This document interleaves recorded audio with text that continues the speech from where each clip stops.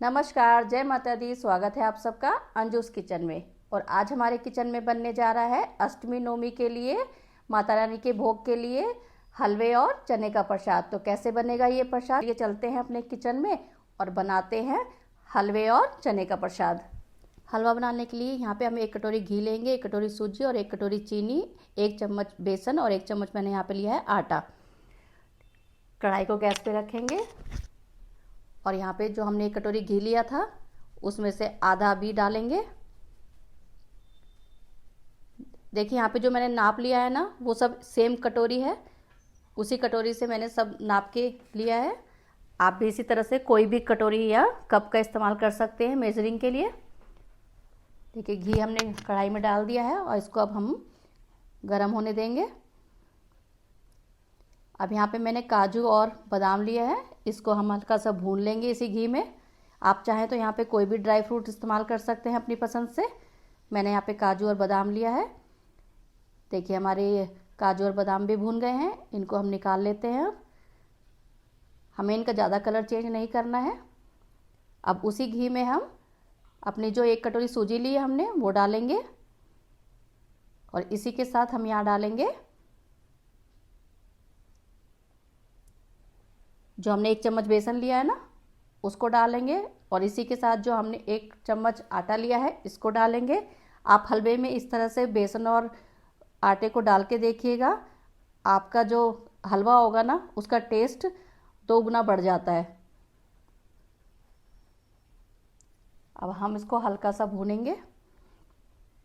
दूसरी तरफ हम क्या करेंगे, हम इसी सेम कटोरी से हम यहाँ पर 3 कटोरी हमें यहाँ पे पानी लेना है। देखिए 1 कटोरी मैंने डाल दिया। अब उसी सेम कटोरी से हम, ये 2 कटोरी हो गए हमारे, और इसी के साथ हम यहाँ पे 1 कटोरी और डालेंगे। यहाँ पे मैंने टोटल 3 कटोरी पानी लिया है और जिस कटोरी से मैंने सूजी और घी लिए हैं उसी सेम कटोरी से मैंने यहाँ पे पानी लिया है। दूसरी तरफ एक बार हम दोबारा से अपने हलवे को चला लेते हैं। यहाँ पे अब पानी में हम चीनी को मिक्स करेंगे और हमें इसकी कोई चाशनी नहीं बनानी है, बस हमें इसको एक उबाल आने तक पानी को गर्म करना है। और इसी के साथ मैंने यहाँ पे केसर के कुछ धागे लिए हैं, इससे आपका कलर थोड़ा चेंज हो जाता है हलवे का और देखने में सुंदर लगता है। देखिए सूजी भी हमारी भून रही है। और दूसरी बात ये है कि जो सूजी मैं यहाँ पे भून रही हूँ बिल्कुल लो फ्लेम पे भून रही हूँ। यहाँ पे हाई फ्लेम पे सूजी को भूनने की गलती आप मत कीजिएगा। जितने स्लो फ्लेम पे अगर आप सूजी को धीरे धीरे भूनती रहती है ना, उसका टेस्ट और टेक्सचर जो होता है वो इन्हेंस होता है। देखिए चीनी भी हमारी अच्छे से घुलने लगी है पानी में।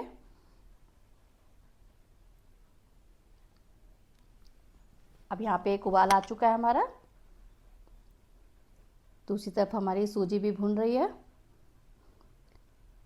अब जो बाकी बचा हुआ घी था उसी में से हमने यहाँ पे 2 चम्मच घी और मिक्स किया है इसमें।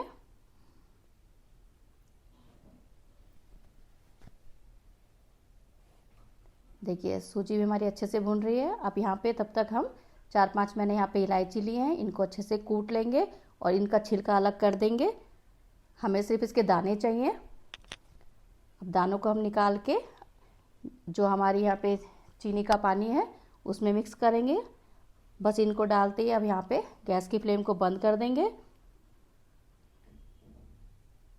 देखिए सूजी भी अब हमारी कलर चेंज हो गया है सूजी का भी।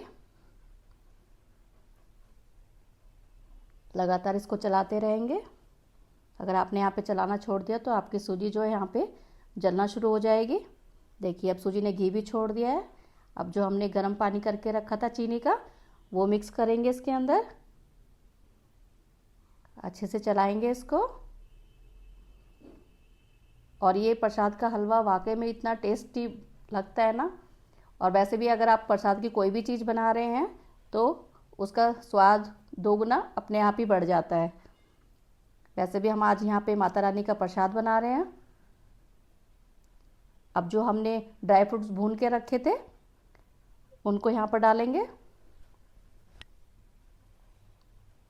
और थोड़ा सा हम इसके साथ ही यहाँ पे नारियल का बुरादा डाला है मैंने यहाँ पे। अच्छे से मिक्स करेंगे। देखिए अब हमारा हलवा लगभग तैयार ही होने वाला है। और जब तक हमें इसको बंद नहीं करना, जब तक कि हमारा ये हलवा अपने आप कढ़ाई ना छोड़ना शुरू कर दे। वो इंडिकेशन होता है जब ये कढ़ाई छोड़ना शुरू कर दे कि हमारे यहाँ पे हलवा बनकर बिल्कुल तैयार है। अब जो बाकी बचा हुआ घी था उसका भी हम पे इस्तेमाल करेंगे। देखिए बाकी बचा हुआ घी भी मैंने इसमें डाल दिया है।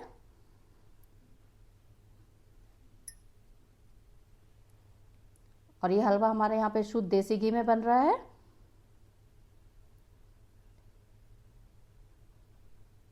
देखिए अब मैं चला रही हूँ तो ये धीरे धीरे कढ़ाई को बिल्कुल छोड़ रहा है। बिल्कुल भी हमारा हलवा जो है यहाँ पे चिपक नहीं रहा। यहाँ पे ये इंडिकेशन होता है कि हमारा हलवा यहाँ पे बनकर बिल्कुल रेडी है। देखिए ये बिल्कुल अच्छे से बन चुका है। चलिए अब इसकी प्लेटिंग कर लेते हैं। देखिए यहाँ पे भोग के लिए हमारा हलवा बनकर बिल्कुल तैयार है।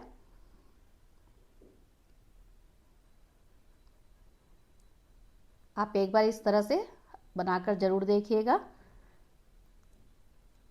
अब यहाँ से ऊपर से हम गार्निशिंग के लिए ऊपर से नारियल का बुरादा इस्तेमाल किया है। आप चाहें तो डालें, नहीं तो आप इसको स्किप भी कर सकते हैं। और जो बाकी बचे हुए ड्राई फ्रूट्स थे उनको भी हम ऊपर से डालेंगे।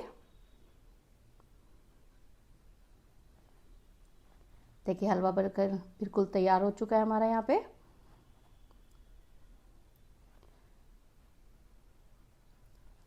अब हम अपने चनों को भी देख लेते हैं। मैंने रात भर के लिए चने भिगो के रख दिए थे। फिर इसमें मैंने पानी डाल के, सिर्फ मैंने कुछ नहीं डाला इसमें, सिर्फ पानी, हल्दी और नमक डाल के मैंने इसमें 8 सीटियाँ लगवा ली थी फुल फ्लेम पे। अब यहाँ पे मैंने जो मसालों का इस्तेमाल किया है, धनिया पाउडर है, कश्मीरी लाल मिर्च है, सब्जी मसाला है और काला नमक है और ये अमचूर पाउडर। इन सबको हम एक कटोरी में डालेंगे और थोड़ा सा पानी डाल के अच्छे से इसका एक पेस्ट बना लेंगे। इससे क्या होता है ना कि हमारे जो मसाले हैं, जब हम इसको घी में डालेंगे तो हमारे मसाले जलेंगे नहीं। देखिए दूसरी तरफ हमने कढ़ाई में अपना घी डाल दिया। अच्छे से इसको गर्म होने देंगे। और यहाँ पे भी मैंने देसी घी का ही इस्तेमाल किया है। आप चाहे तो यहाँ पे रिफाइंड तेल का इस्तेमाल कर सकते हैं।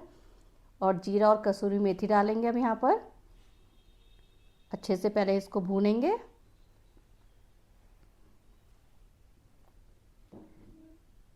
देखिए यहाँ पे कसूरी मेथी और जीरा भी हमारा भुन चुका है।